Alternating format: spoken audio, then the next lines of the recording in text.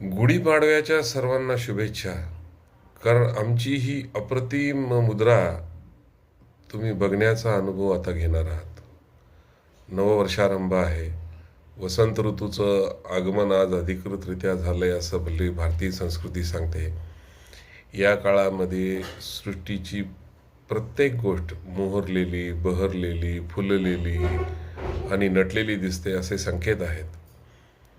याचाच अर्थ सजीवाचा एक घटक आम्हीही असल्यामुळे आम्ही सुद्धा कदाचित वक्तृत्वामध्ये सौंदर्य आणू शकू या भावनेने आजपासून आरंभ करतो. कारण असं म्हटलं जातं की आरंभ शुभ मांगल्याने जर केला तर पुढं त्याच्यामध्ये सातत्य येत जातं. आणि दुसरी गोष्ट म्हणजे सातत्य येत गेलं की आपल्याकडं आपले मित्र आकर्षित होऊ शकतात.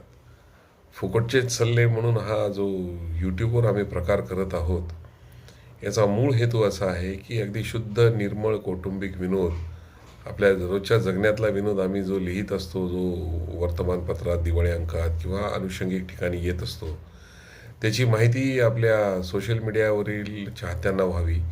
या निमित्ताने का होईना ते आपल्या समवेत जुडले जावेत, हा हेतू आहे. याच्यातून मला कुठलाही आर्थिक किंवा इतर बाबींचा काही याच्यामध्ये असा छुपा कुठलाही हेतू नाही आहे. कारण सुखाने समाधानाने लोक आपल्या बोलण्याला हसले, आपल्या वाचनाला हसले, यासारखं भाग्य कुठलंही नसतं असं आमचंच मत आहे. आणि आज मुद्दाम करण्याचा म्हणजे मला खूप दिवसांपासून हे करावंसं वाटत होतं. पण 150 कोटी लोकसंख्येपैकी 125 कोटी लोकांचे जर यूट्यूब चॅनल झाले असतील आणि सगळेच ओरडत असतील की लाईक करा, कॉमेंट करा, माझे चॅनेल सबस्क्राईब करा. अरे घरातला जो कोणता मोबाईल आहे त्याला चॅनल कसं म्हणावं हा माझा मूलभूत प्रश्न होता. आणि लोक म्हणत असतील तर आपण म्हणायचंच का, हा दुसरा प्रश्न होता. हे सगळे प्रश्न मग मी बाजूला ठेवून दिले आणि मी म्हणलं की आपल्या मराठी माणसाचा सर्वोच्च सण आहे, 3.5 मुहूर्तापैकीचा आजचा सर्वश्रेष्ठ मुहूर्त आहे. या मुहूर्तावर आपण आरंभ करूया आणि आपले फुकटचे सल्ले द्यायला सुरुवात करूया. तर फुकटचे सल्ले आज देणार नाही, पण मी पुढं देणार आहे हे सांगतो. आणि असे छोटे छोटे 3-3 मिनिटाचे काहीतरी शॉर्ट्स व्हिडिओ टाका असं यूट्यूबवाल्यांनी सांगितले. त्यांच्या सूचनेचं पालन केलं आहे.